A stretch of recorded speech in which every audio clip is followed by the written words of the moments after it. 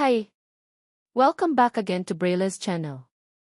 Nagbabalik po tayong muli para sa isa na namang payout updates ng ating social pension para sa buwan ng July, kung saan at kailan ayan po ang ating ibabahagi sa inyo. But before po tayo mag-start sa ating topic, kung bago ka pa lang sa aking channel, please do kindly subscribe, like, and share na din sa ating mga kaibigan, kaanak o kapwa po natin pensioners, at please do share na din sa ating mga social media accounts para mas marami pa ang makaalam.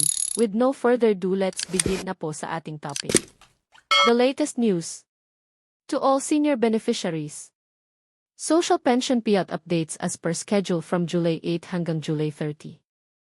NCR at iba pang lugar alamin. Narito pong muli ang mga latest payout updates ng ating social pension as of this date. Kung isa po kayo sa naghihintay ng inyong payout, ay tignan pong maigi ang bawat lugar, venue at oras ng bawat payout. Kung ready ka na, tara panoorin po natin.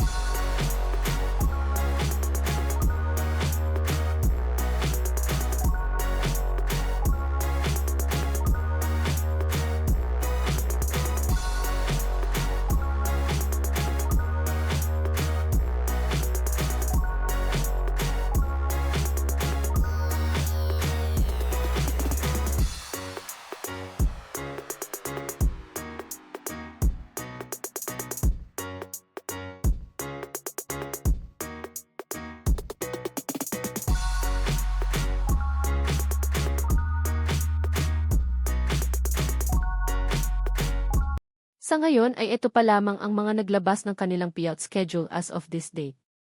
Sa mga may hinaing o reklamo sa kanilang mga social pension at iba pang benepisyo, ay maaari po kayong makipag-ugnayan sa inyong barangay o OSCA office para sa agarang kasagutan. That's it!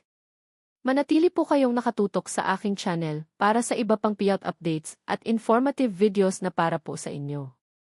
Marami pong salamat and God bless po sa lahat.